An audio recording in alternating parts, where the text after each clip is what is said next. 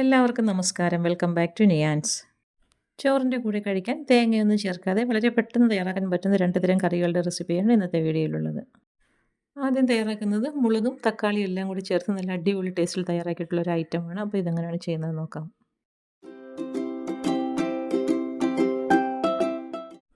ഇത് തയ്യാറാക്കുന്നതിന് വേണ്ടി ആദ്യം ഒരു പാൻ അടുപ്പിലേക്ക് വെച്ച് കൊടുക്കാം. അതിലേക്ക് വെളിച്ചെണ്ണ ഒഴിച്ചു കൊടുത്ത് നന്നായിട്ടൊന്ന് ചൂടാക്കി എടുക്കണം. വെളിച്ചെണ്ണ ചൂടായി വരുമ്പോൾ ഒരു 7 8 വറ്റൽമുളക് എണ്ണയിലേക്ക് ഇട്ട് കൊടുത്ത് നന്നായിട്ടൊന്ന് മൂപ്പിച്ചെടുക്കാം.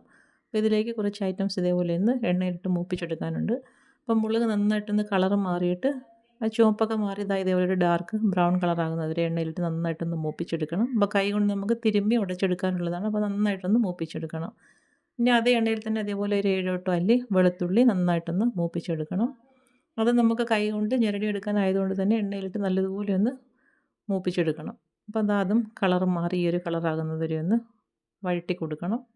ഈ ഒരു കളറാകുമ്പോഴേ നമുക്ക് കൈ വെച്ച് ഞെരടി ചേർക്കാൻ പറ്റുള്ളൂ. അപ്പോൾ അതും ഇതേപോലെ ഒന്ന് കോരി മാറ്റാം.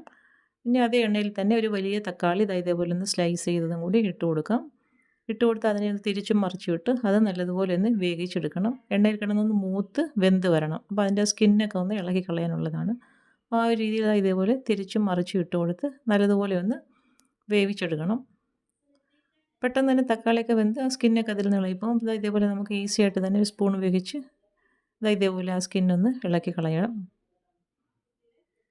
അപ്പോൾ ഇതേപോലെ കണ്ടില്ലേ നന്നായിട്ട് വെന്ത് വന്നിട്ടുണ്ട്. അപ്പോൾ നല്ലതുപോലെ തന്നെ ആ സ്കിന്നങ്ങ് ഇളക്കി കളയാം. അപ്പോൾ ഈ ഒരു രീതിയിൽ ആയിട്ടേക്കുന്ന തക്കാളിയുടെ എല്ലാം സ്കിന്നൊന്ന് മാറ്റി കളയണം.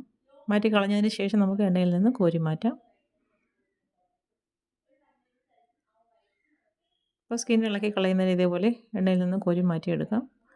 ഇതേപോലെ എല്ലാം എണ്ണയിൽ നിന്ന് കോരി മാറ്റിയിട്ടുണ്ട്. ഇനി അതിലേക്ക് കുറച്ച് എണ്ണയൊന്ന് ഒഴിച്ചു കൊടുക്കാം. ഇനി ഒരു മുട്ട ഉപ്പും ചേർത്ത് നന്നായിട്ടൊന്ന് ബീറ്റ് ചെയ്തെടുക്കാം. ബീറ്റ് ചെയ്തെടുത്തതിന് ശേഷം എണ്ണയിലേക്ക് ഒഴിച്ചു കൊടുത്തൊന്ന് സ്ക്രാമ്പിൾ ചെയ്തെടുക്കണം. ഒരുപാട് ചെറിയ പീസസ് ആക്കേണ്ട, കുറച്ച് വലിയ വലിയ പീസസ് ആയിട്ടൊന്ന് സ്ക്രാമ്പിൾ ചെയ്തെടുക്കാനാണ്. അപ്പോൾ കണ്ടില്ലേ ഈ ഒരു രീതിയിൽ മുട്ടയൊന്ന് ചിക്കിയെടുക്കാം. ഒരുപാടിട്ട് ഇളക്കി കൊടുക്കേണ്ട, ഒരുപാടങ്ങ് ഇളക്കിയാൽ ഇത് പൊടിഞ്ഞു പോകും. തീരെ ചെറിയ കഷ്ണങ്ങളാക്കണ്ട. ഇതേപോലെ കുറച്ച് വലിയ വലിയ പീസസ് ആയിട്ടൊന്ന് ചിക്കിയെടുത്താൽ മതിയാകും. അപ്പോൾ അതും ഇതേപോലെ പാത്രത്തിൽ നിന്നും കോരി മാറ്റാം. ഇനി നമുക്കിതെല്ലാം കൂടി ഒന്ന് മിക്സ് ചെയ്തെടുക്കാനാണ്. ആദ്യം ഇതേപോലെ വറ്റൽമുളക് വറുത്ത് മാറ്റിയത് കൈ കൊണ്ട് ഇതേപോലെ നല്ലതുപോലെ ഒന്ന് ഞെരടി കൊടുക്കാം. അപ്പോൾ എല്ലാം നല്ല രീതിയിലൊന്ന് പൊടിഞ്ഞു കിട്ടണം. നല്ലതുപോലെ മൂത്താലേ ഈ ഒരു രീതിയിൽ വറ്റൽമുളക് നന്നായിട്ടൊന്ന് പൊടിഞ്ഞ് കിട്ടുകയുള്ളൂ. അപ്പോൾ അത് അത്രയും പൊടിച്ചതിന് ശേഷം ഇനി മൂപ്പിച്ച് വെച്ചിരിക്കുന്ന വെളുത്തുള്ളി കൊണ്ട് അതിലേക്ക് ഇട്ട് കൊടുക്കാം. വെളുത്തുള്ളി ഈ ഒരു രീതിയിൽ തന്നെ കൈ കൊണ്ട് നല്ലതുപോലെ ഒന്ന് ഉടച്ച് ഞെരടി ചേർക്കണം. വെളുത്തുള്ളി ഇതുപോലെ നന്നായിട്ടൊന്ന് അകമൊക്കെ വെന്ത് കിട്ടിയാലേ കൈ വെച്ച് നമുക്ക് ഇതേപോലെ ഞെരടി എടുക്കാൻ പറ്റുള്ളൂ. അപ്പോൾ അത് രണ്ടും മിക്സ് ചെയ്തതിന് ശേഷം ഇനി ഇതിലേക്ക് വേവിച്ച് വെച്ചിരിക്കുന്ന തക്കാളിയും കൂടി ചേർത്ത് കൊടുക്കാം. തക്കാളി വളരെ ഈസി ആയിട്ട് തന്നെ ഇതേപോലെ ഉടച്ചെടുക്കാൻ പറ്റും. അപ്പോൾ ഇത്രയും കൂടി ഉടച്ചെടുത്ത് മാറ്റി വയ്ക്കാം. ഇനി ഇതിലേക്ക് ചേർക്കേണ്ടത് സവാളയാണ്. അപ്പോൾ ഒരു വലിയ സവാള വളരെ ചെറുതായിട്ട് അരിഞ്ഞിട്ട് ഇതിലേക്ക് ചേർത്ത് കൊടുക്കാം. സവാളയും ചേർത്ത് കൊടുത്തതിന് ശേഷം ഇനി ഇതിലേക്ക് ആവശ്യത്തിനുള്ള ഉപ്പ് ചേർത്ത് കൊടുക്കാം. ഉപ്പ് കൂടെ ചേർത്ത് കൊടുത്തിട്ട് നല്ലതുപോലെ ഒന്ന് മിക്സ് ചെയ്ത് കൊടുക്കാം. അപ്പോൾ ഈ സവാളയും അവിടെ വെച്ചിരിക്കുന്ന എല്ലാം കൂടി നല്ലതുപോലെ ഒന്ന് ചേർന്ന് കിട്ടണം. ആ ഒരു രീതിയിൽ കൈ വെച്ച് ഇതേപോലെ ഒന്ന് ഇളക്കി കൊടുക്കാം. അപ്പോൾ എല്ലാം ഇളക്കി കൊടുത്തതിന് ശേഷം ഏറ്റവും ഒടുവിലായിട്ട് നമുക്ക് മുട്ടയും കൂടി ചേർത്ത് കൊടുക്കാം. അപ്പോൾ സ്ക്രാമ്പിൾ ചെയ്ത് വെച്ചിരിക്കുന്ന മുട്ട ഇതിലേക്ക് ഇട്ട് കൊടുക്കാം. മുട്ട ഇട്ട് കൊടുത്ത് വീണ്ടും ഇതെല്ലാം കൂടി നല്ലതുപോലെ ഒന്ന് യോജിപ്പിച്ചെടുക്കണം. അപ്പോൾ കൈ കൊണ്ട് തന്നെ ഇതേപോലെ നല്ലതുപോലെ ഒന്ന് ഇളക്കി കൊടുക്കാം. ഇളക്കി കൊടുത്ത് ആ മുട്ട എല്ലാ ഭാഗത്തും ഒന്ന് മിക്സ് ചെയ്ത് കിട്ടണം. ആ ഒരു രീതിയിൽ നല്ലതുപോലെ ഒന്ന് ഇളക്കി കൊടുത്തതിന് ശേഷം ഇനി ഇതിലേക്ക് ചേർത്ത് കൊടുക്കേണ്ടത് കുറച്ച് മല്ലിയില അരിഞ്ഞതും കുറച്ച് പുതിനയില അരിഞ്ഞതും കൂടിയാണ്.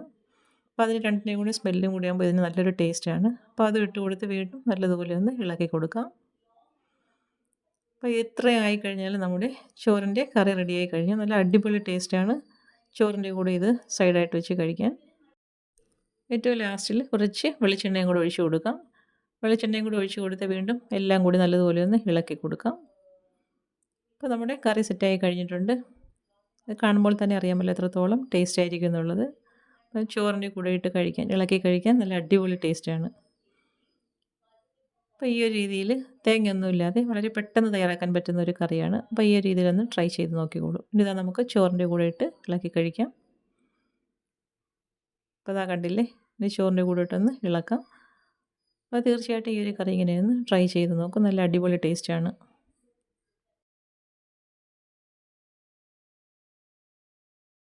അടുത്തത് പച്ചമാങ്ങ കൊണ്ട് തയ്യാറാക്കിയിട്ടുള്ള രസമാണ്. അപ്പോൾ ഇതെങ്ങനെയാണ് ചെയ്യുന്നതെന്ന് നോക്കാം.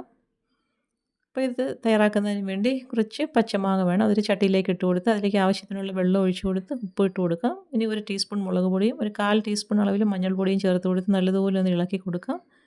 ഇളക്കി കൊടുത്തതിന് ശേഷം ചട്ടി മൂടി വെച്ച് അടുപ്പിലേക്ക് വെച്ച് കൊടുത്ത് മാങ്ങ വേകുന്നത് വരെ ഒന്ന് വെയിറ്റ് ചെയ്യാം. മാങ്ങ അടുപ്പിലേക്ക് വെച്ച് കൊടുത്തതിന് ശേഷം കുറച്ച് സാധനങ്ങൾ മിക്സിയുടെ ജാറിലേക്ക് ഇട്ട് കൊടുത്തൊന്ന് ചതച്ചെടുക്കാം.